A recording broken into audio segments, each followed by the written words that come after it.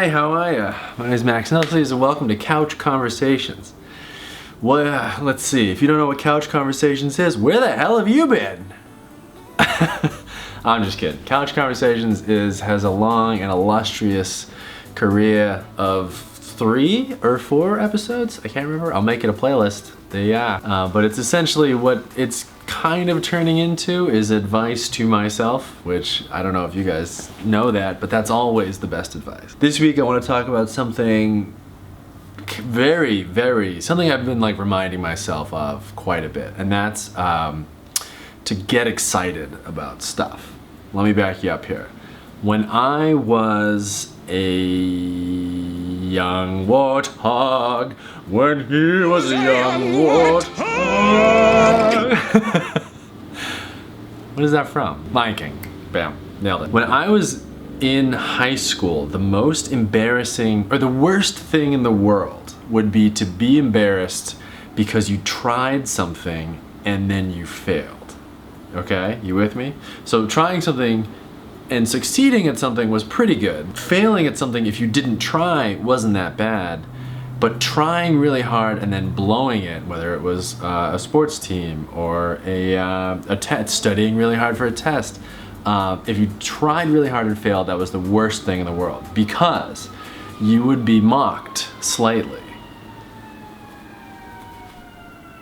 Hold for ambulance. Because you would be mocked slightly. Now let's just put that on a shelf for a second. What ended up happening was I ended up not only pretending not to be excited about anything, or pretending not to study, or pretending not to work hard because I didn't want to be embarrassed. Should I try really hard and get a bad grade?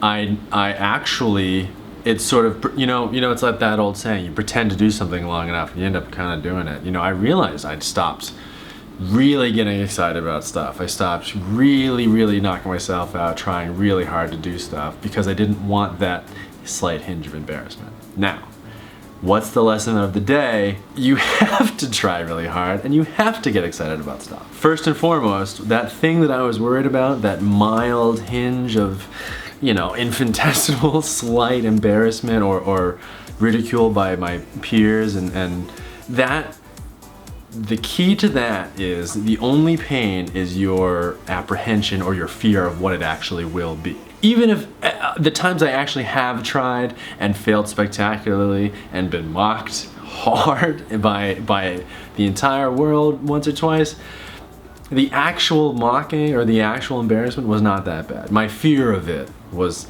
a million times worse. It's like when a baby gets a shot, he sees the needle, he freaks the fuck out, and he looks over here, and then all of a sudden the needle's in and out, he doesn't care anymore. So, first lesson is that embarrassment doesn't exist, or it does exist, it doesn't really fucking matter, okay? So let's get past that.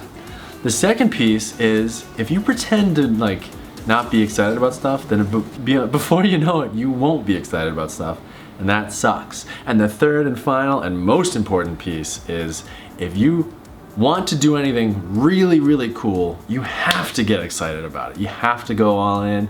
You gotta go balls deep. Like, just get psyched about something. Try as hard as you fucking can, because that's how you get cool stuff. That's how you get cool experiences. That's how you get the stuff that you've never had before, by trying really hard and doing stuff you haven't been able to commit to. Anyway, I don't know. I found myself recently getting psyched about stuff, and it was a sort of a welcome feeling. It was like, man, this is weird. I haven't felt like excited about stuff in a while.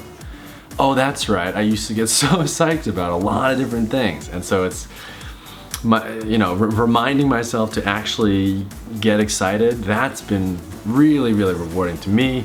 And now I'm passing it on to you, who is really me in the camera in my mind. But that's, I think, about as good of a piece of advice as you're gonna get on a Tuesday. All right, guys, I'll see you next week.